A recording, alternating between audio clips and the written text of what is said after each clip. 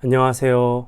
오늘은 소그룹 공과 제21과 느헤미야의 신앙회복 운동에 대해서 함께 나눠보도록 하겠습니다. 오늘 함께 나누실 하나님의 말씀은 느헤미야 9장 1절에서 38절까지의 말씀입니다. 지금 영상을 멈추시고 성경을 펴셔서 하나님 말씀을 천천히 읽어보시기를 바랍니다. 성경을 다 읽어보셨으면 서론의 내용을 읽어보면서 오늘의 내용을 파악해 보도록 하겠습니다. 느헤미야는 예루살렘의 회복을 위해 전력을 다했습니다. 백성들과 함께 무너진 성벽을 세웠고 학사 에스라를 청하여 율법책을 백성들에게 해석해 주면서 신앙을 회복시키고자 했습니다. 느헤미야는 이스라엘의 회복이 일회성으로 끝나지 않도록 지속적인 신앙 회복 운동을 전개했습니다. 그래서 바벨론에서 돌아온 느헤미야는 이스라엘 지역의 총독으로서 성벽을 재건하는 일을 맡았습니다. 안팎으로 여러 가지 어려움과 방해가 있었지만 그는 2달이 좀 안 되는 시간 동안에 성벽을 재건할 수 있었고, 또 성벽을 재건한 이후에 초막절을 지키며 학사 에스라를 불러서 말씀을 해석하게 하여 신앙 부흥 운동을 꾀하였습니다. 오늘 본문 9장에 초막절이 다 끝난 이후에도 느헤미야는 계속해서 회개 운동과 말씀 운동을 지속했다는 것을 우리가 알 수 있습니다. 그러면 느헤미야가 어떻게 신앙 회복 운동을 전개했는지 본문의 내용을 읽어보면서 살펴보도록 하겠습니다. 느헤미야는 신앙 회복 운동을 어떻게 전개했습니까? 첫째, 일정한 시간을 들여 하나님을 경배했습니다. 학사 에스라가 율법책을 낭독하고 그 뜻을 해석했을 때 이스라엘 백성은 진심으로 회개하기 시작했습니다. 그들은 초막절 성회를 마친 후 본격적인 회개 운동을 시작했습니다.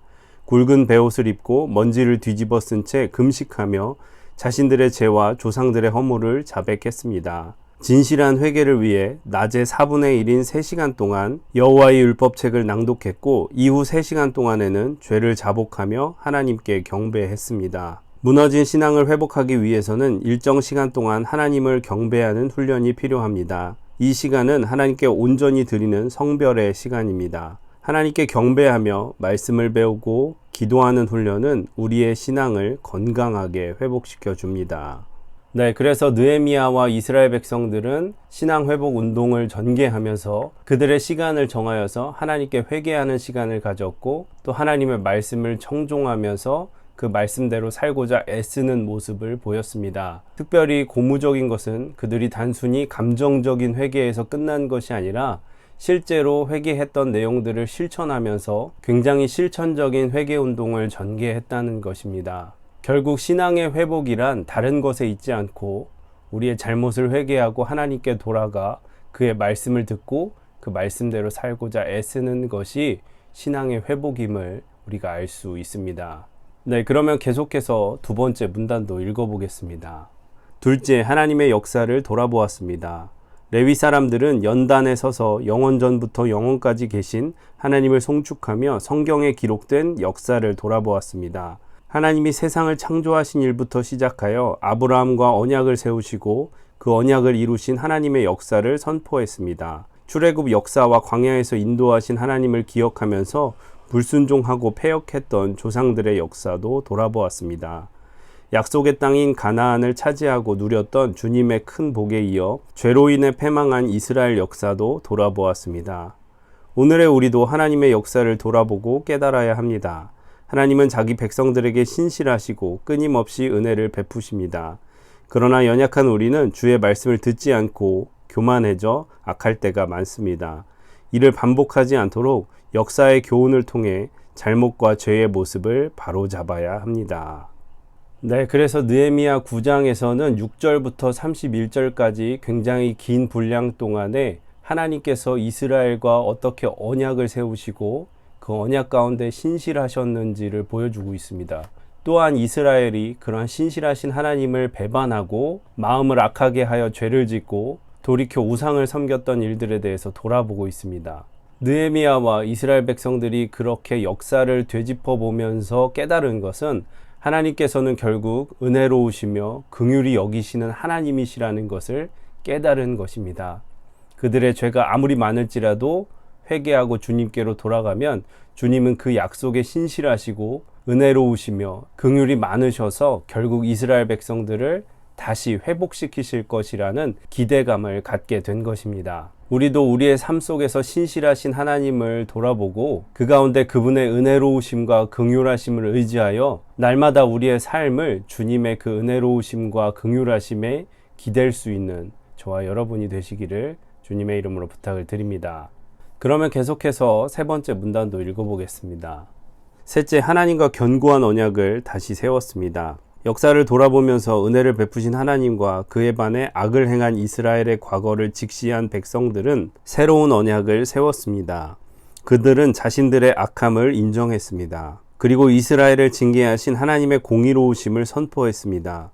자신들이 받은 모든 환난이 하나님의 공의와 진실함에서 비롯된 은혜임을 깨달았습니다. 이 깨달음은 이스라엘을 새로운 소망으로 인도했습니다. 백성들은 진심으로 회개하고 돌아가면 하나님께서 은혜 가운데 자신들을 받아주실 것을 믿었습니다. 그리고 이 믿음은 하나님과의 언약을 다시 세우는 원동력이 되었습니다. 우리도 역사를 통해 하나님의 은혜를 깨달아야 합니다. 그럴 때 그릇된 행동과 마음을 바로잡고 하나님과의 언약을 견고히 세울 수 있습니다. 하나님은 언약을 굳건히 지키시는 자를 사랑하십니다. 네, 그래서 이스라엘이 범죄하고 타락하고 우상을 숭배했을지라도 그들이 다시 회복할 수 있는 소망을 가졌던 것은 결국 그들의 열심이나 노력에 있지 않고 하나님의 언약의 신실하심에 있었다는 것을 우리는 깨달을 수 있습니다. 우리의 부족함에도 불구하고 우리 삶의 은혜와 긍휼을 베푸시는 하나님을 의지하고 그분의 약속을 믿고 부족한 가운데서도 주님께 나아갈 때에 하나님께서 은혜를 베풀어 주실 줄로 믿습니다. 또 우리는 예수 그리스도 안에서 그 복음의 언약 백성으로 된 자들로서 하나님의 신실하심을 따라 우리도 주님 앞에 신실하기 위하여 최선을 다해야 될 줄로 믿습니다. 네, 이렇게 해서 본론의 내용들을 다 살펴보았고요. 결론의 내용을 읽어보도록 하겠습니다. 느헤미야와 이스라엘 백성의 영적 부흥은 온전한 신앙 회복으로 이어졌습니다. 성도는 바쁜 일상 중에도 하나님을 위한 시간을 구별해 드려야 합니다. 성경에 기록된 역사를 부지런히 배워 하나님의 은혜를 깨닫고 잘못된 삶의 자세를 바로 잡아야 합니다. 그리고 하나님과의 언약을 견고하게 세워 믿음의 부흥을 이루어야 합니다. 네, 이렇게 해서 소그룹 공과 제21과 느헤미야의 신앙회복 운동에 대해서 함께 나누어 보았고요. 묵상 질문과 삶에 적용하기를 천천히 읽어보시기를 바랍니다.